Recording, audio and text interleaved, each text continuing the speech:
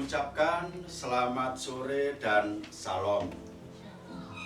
Bapak Ibu warga GKJW Jemaat Kertosono yang terkasih dan berbahagia selalu. Hari ini kembali saya bersama Pak Pantio dan Pak Yanto ada di tengah-tengah keluarga Ibu Penny.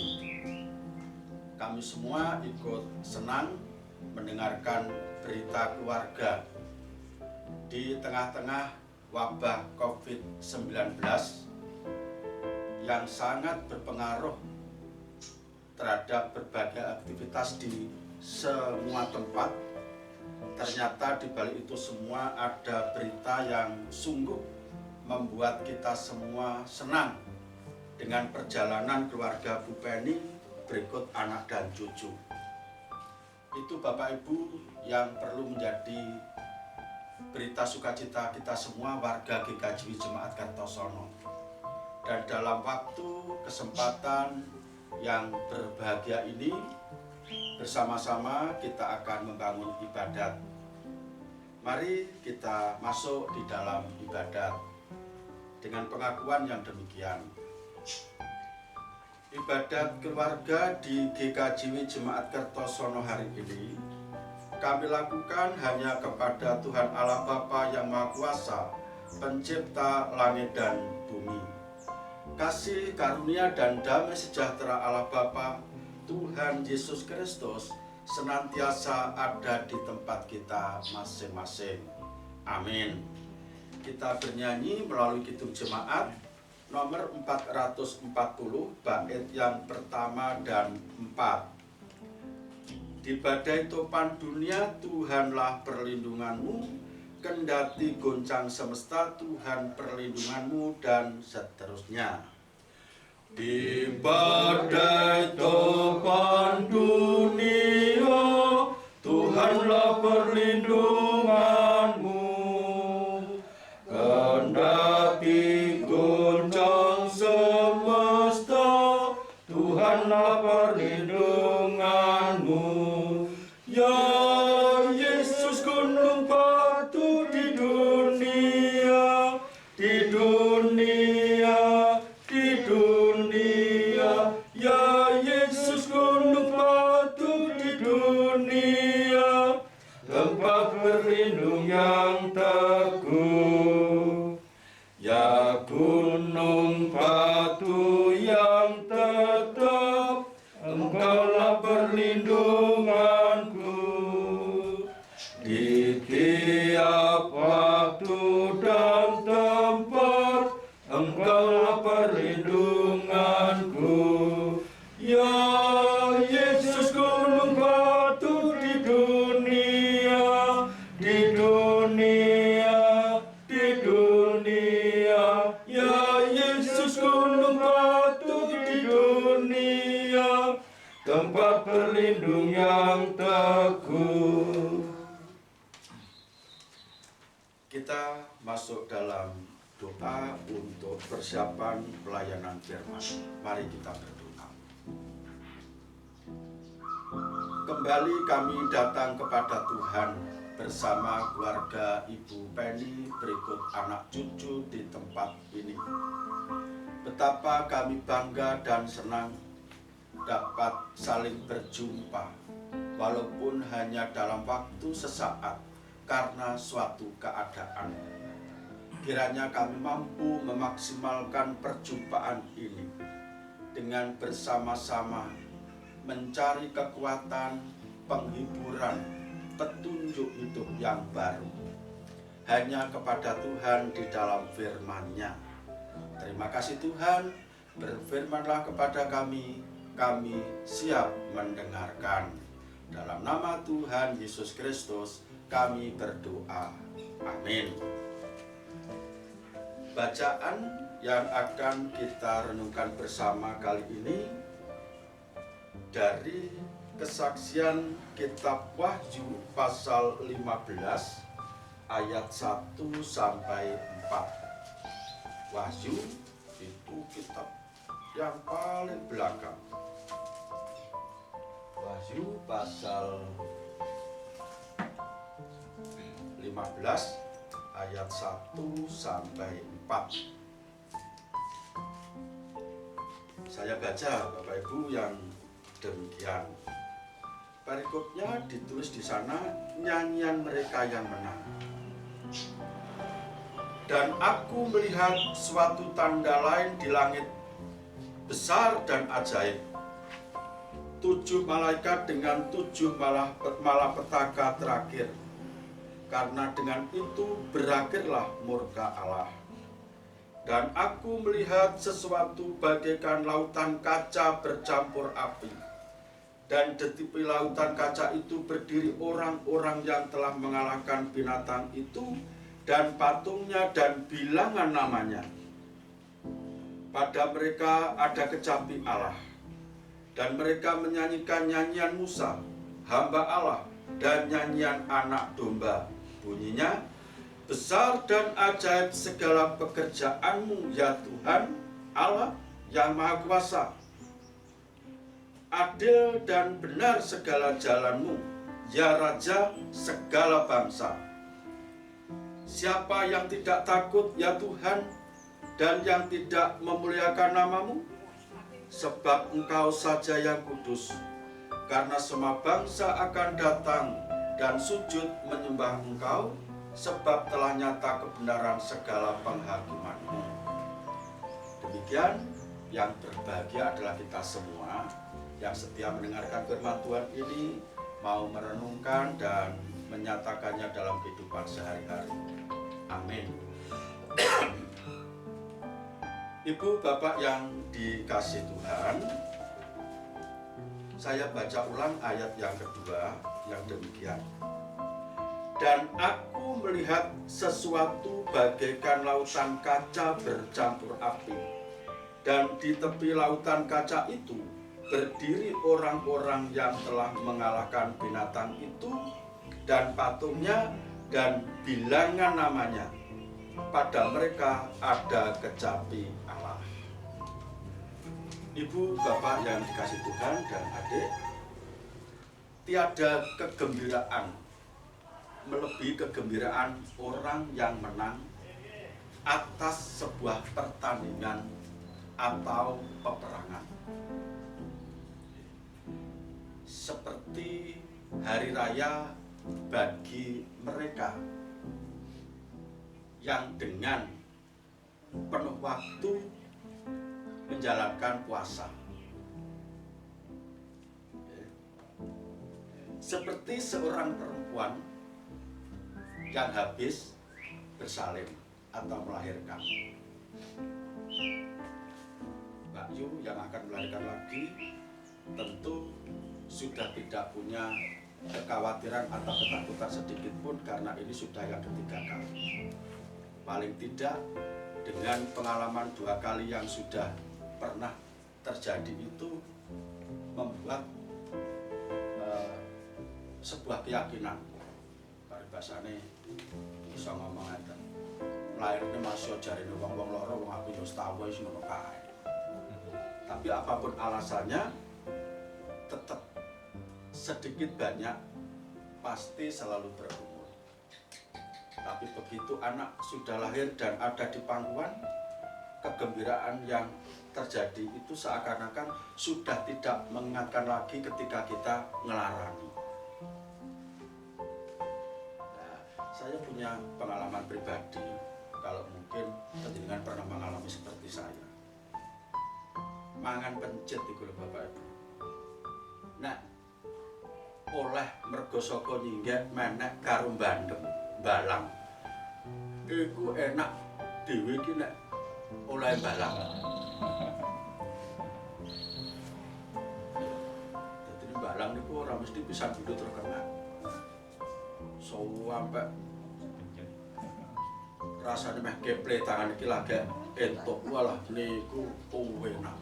Tapi nek nyinggek utawa mudel medhek apa meneh wis karek njupuk nang keranjang iku rasane perlu ya semono kae, pencet ya semono kae. Nah, itu hal-hal sederhana. Maka Bapak Ibu secara ringkas dan sederhana kitab Wahyu bagian yang kita baca hari ini menyingkapkan sebuah keadaan zaman yang akan datang, dan yang mulai disingkapkan, dikuatkan melalui peristiwa yang sungguh-sungguh sudah pernah terjadi. Ibarat kalau kita ini akan menunaikan tugas pekerjaan.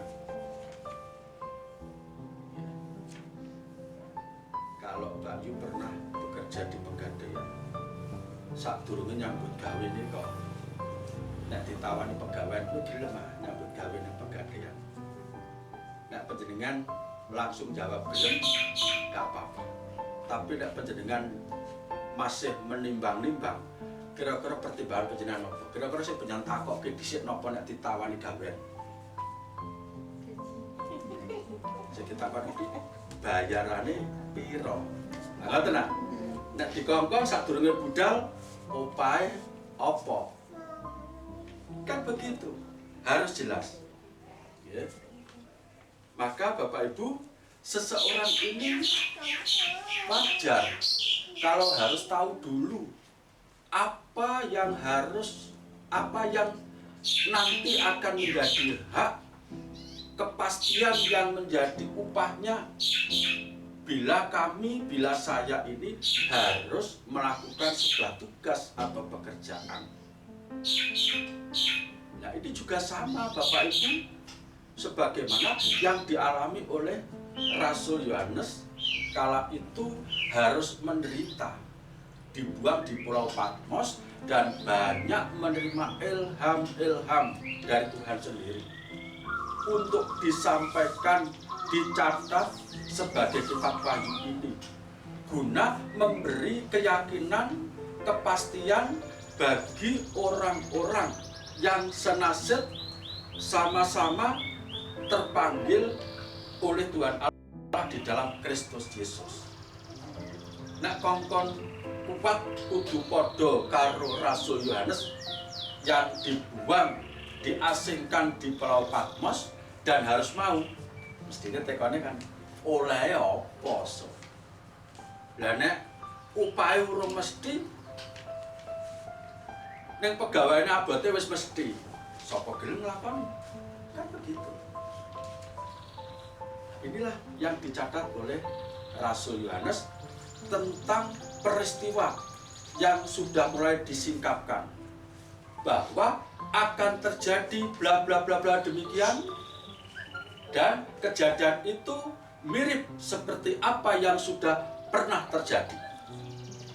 Maka disebutkan di sana Bapak Ibu bahwa Tuhan sudah pernah melakukan perbuatan besar terhadap umat pilihannya, yaitu Israel, ketika dikejar oleh prajurit tentara Firaun sampai harus mentok di tepi laut Teberau. Saat itu orang Israel apine mung kari sak menir. Ya kira-kira malah ora dilatih pisan. Didemok awake hanyep kabeh. Masalah no. Arepe terus apa kudu jegur segara? Ora kira. Arepe balik apa pancen nyengkane patine nek mburi tentara Firaun sudah siap untuk menyergap. Yang ada di dalam benak pikirannya hanya iki karek ngenteni napa? Ngenteni gonge ae wis cedak. Tapi bagaimana Bapak? Ternyata Tuhan Allah melakukan perbuatan yang ajaib, yang besar, yang semula Israel membayangkan betapa mengenaskan kami semua ini akan mati di tangan tentara Firaun. Tapi yang terjadi sebaliknya, malah tentara Firaun yang harus mati mengenaskan di tengah laut atau sungai Teberau itu. Maka dengan kegembiraan umat Israel menyanyi, memuji Tuhan, karena mereka menyaksikan sendiri pekerjaan Tuhan sungguh-sungguh ajaib. Itu Bapak Ibu yang juga dilihat oleh Rasul Yohanes kala Tuhan mengilhami, mewahyukan, menampakkan dalam penglihatan di Pulau Patmos bahwa nantinya akan terjadi seperti itu, bahkan melebihi. Sebab apa dikatakan melebihi? Umat Israel yang disebut-sebut umat pilihan Allah, yang terpanggil keluar dari Mesir, harus menuju ke tanah Kanaan. Di perjalanan ternyata juga belum bisa begitu saja lepas dari kesulitan. Masih ada yang lapar, nganti mundomono, ngerti nek ngene aku luwih becik di Mesir wae. Ora mati kaliren, sik iso mati ning ngarepe pawan ngedeg daging. Tegese mati ora mati kaliren. Nek mati mergo sengsara nyambut gawe di kono diplekoto iku ora sepiro timbangane nang kene mati garing batang di kene sapa sing ngopeni. Gitu kan? Tapi Tuhan akhirnya apa? Memberikan makanan berupa roti mana.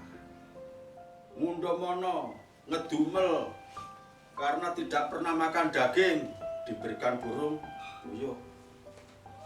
Ngelak jare ora enek banyu ning dalan, tongkat Musa dihantamkan di sebuah parang yang semula airnya pahit ditawarkan. Itu terjadi di masa Dan Meriba. Napa sing kurang? Tapi perjalanan Israel di padang gurun itu tetap penuh pergumulan. Nah, masih lagi masuk di tanah Kanaan juga demikian. Nah, yang akan terjadi ini sudah tidak ada lagi pergumulan-pergumulan sebagaimana yang dialami oleh Israel waktu di padang gurun. Sebab apa? Yang memimpin bukan lagi Musa, tetapi adalah Tuhan Yesus. Itulah penggenapan janji Tuhan mulai zaman nenek moyang kita, leluhur kita Abraham sampai nanti akhir zaman.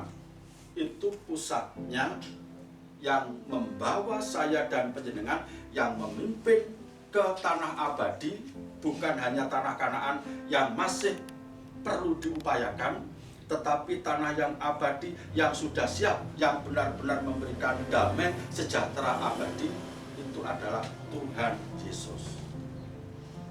Maka benar apa yang dilihat oleh Rasul Yohanes ketika ada banyak mereka yang bernyanyi-nyanyi dengan nyanyian Musa dan juga bernyanyi-nyanyi dengan nyanyian anak domba.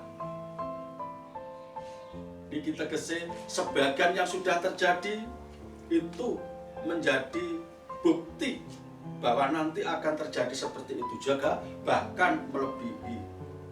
Karena yang membawa kita nanti bukan sosok seperti Musa, tetapi sosok yang memang sempurna adalah Tuhan Yesus.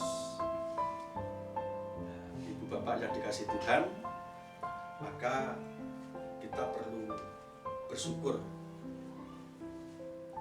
karena Tuhan sudah berkenan memilih, memanggil saya dan panjenengan di dalam Yesus Kristus. Yang dipilih melalui Musa saja sudah dibela seperti itu, dipelihara seperti itu. Apalagi saya panjenengan yang dipanggil dan dipilih di dalam Kristus Yesus, tentu kita akan mendapati sebuah tanah abadi di dalam Yesus Kristus, melebihi Kanaan, tetapi bisa jadi sebagai firdaus untuk kali kedua. Itu semua disediakan bagi orang-orang yang terpanggil yang setia. Maka disebutkan di ayat 2 tadi adalah mereka adalah orang-orang yang bisa mengalahkan binatang itu, gitu, dan bilangan namanya. Ini sebuah pemandangan. Mereka ini adalah kelompok-kelompok yang hidupnya tidak pernah berkompromi dengan berbagai kejahatan dan pengaruh-pengaruh yang jahat. Mila kula panjenengan nalika ngadepi lan nglampahi gesang punika pancen diakeni nggih beban ya. Tidak bisa sepi, tidak bisa jauh dari yang namanya godaan dan pengaruh. Tetapi apabila kita ini setia, bisa mengalahkan pengaruh-pengaruh dan godaan itu, dan lebih memusatkan pikiran kita hanya kepada Yesus Kristus yang disediakan untuk memimpin, bahkan membawa saya dan panjenengan kepada sebuah kepastian. Niscaya kita melebihi orang-orang yang waktu itu sudah bernyanyi-nyanyi karena sudah lepas dari segala penderitaannya. Tuhan memberkati kita semua. Amin. Mari kita ambil satu.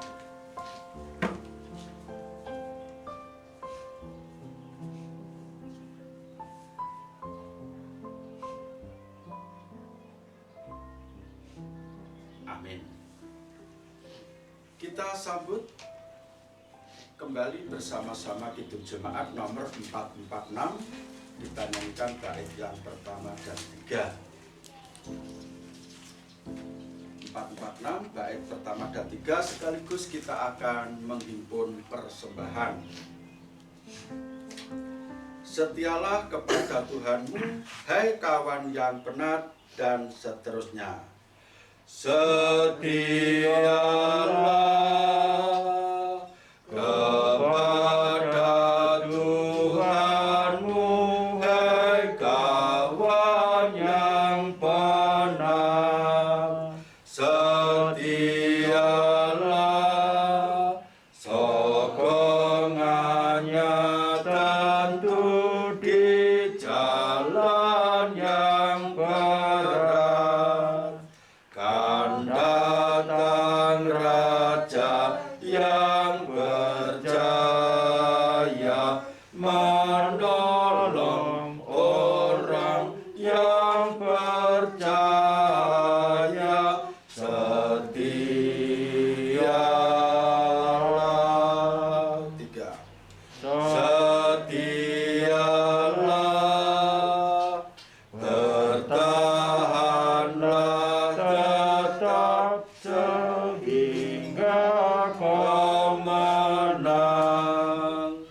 Setialah, selamatmu genap sesudah berperang. Meski bertambah mara bahaya, telah hampir habis susah payah. Setia.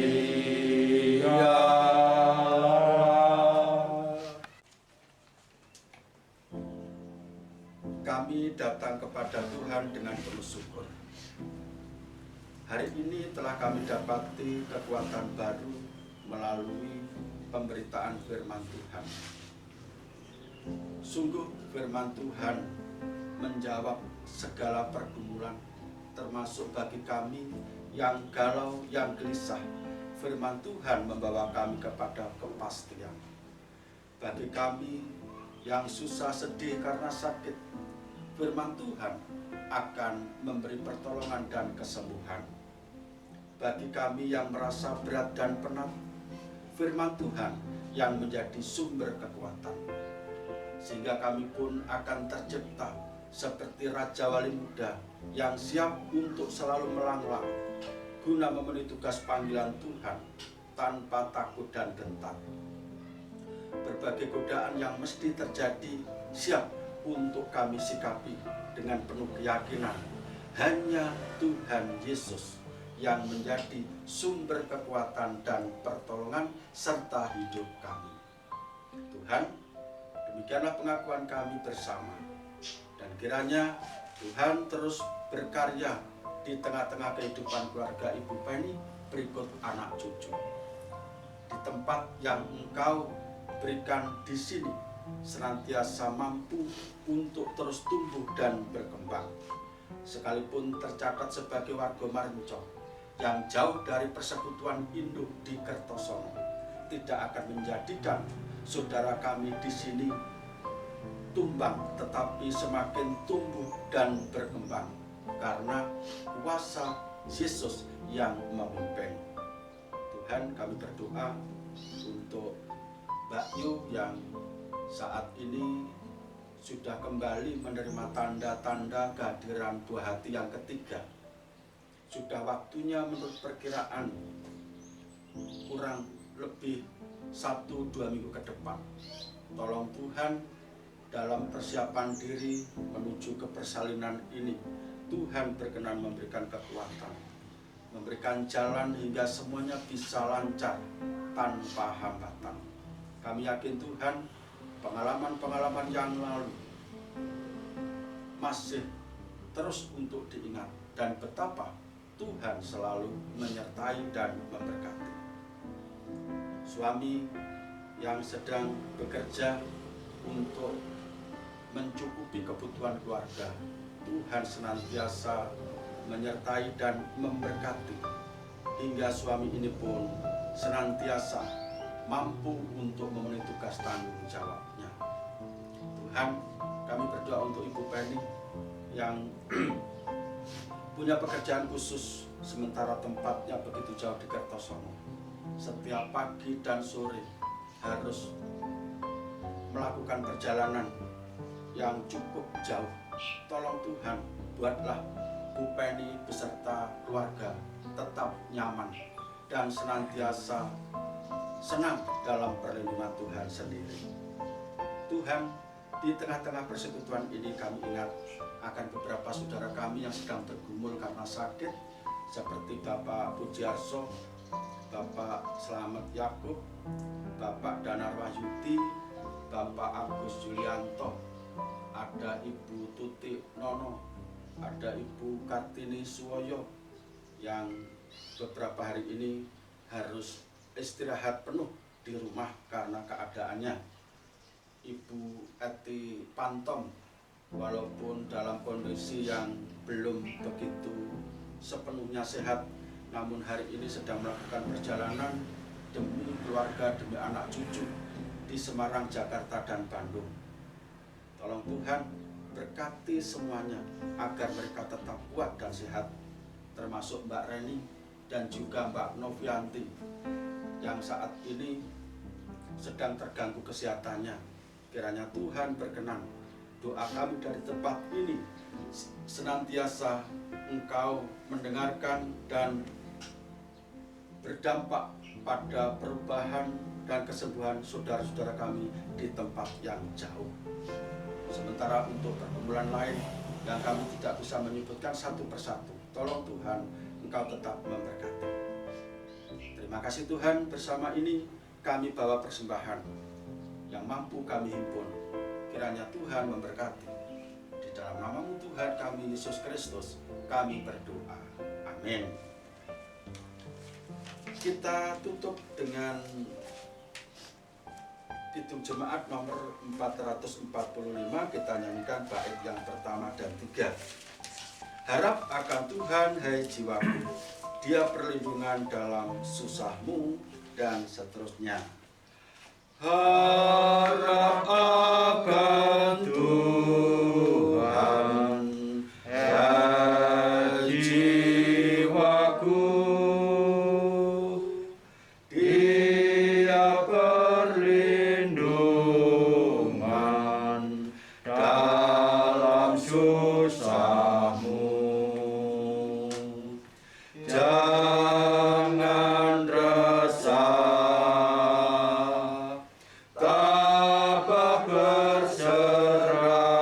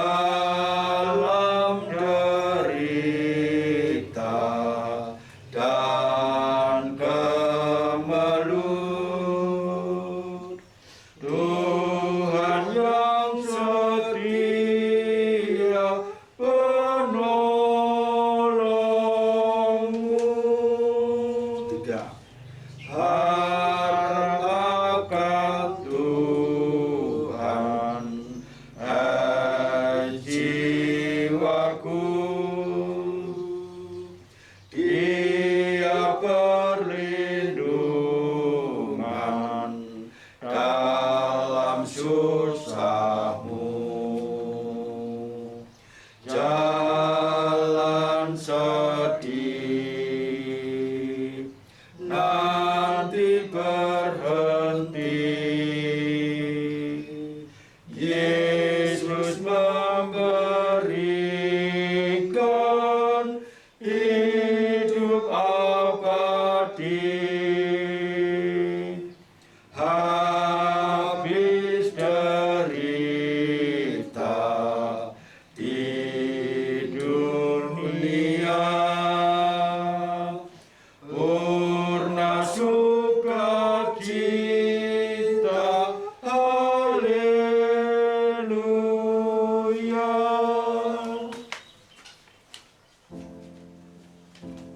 Bapak Ibu, kiranya Kidung Jemaat nomor 445 itu selalu menjadi pengingat bagi kita semua. Tuhan tidak akan pernah meninggalkan setiap pergumulan-pergumulan kita. Mari kita terima berkat Tuhan melalui hambanya yang demikian. Kasih karunia dan damai sejahtera Allah Bapa di dalam Tuhan Yesus Kristus melalui persekutuan Roh Kudus senantiasa memberkati saudaraku semua, terlebih keluarga Ibu Penny berikut anak cucu di tempat ini dan di tempat yang lain hari ini kekal selamanya. Amin.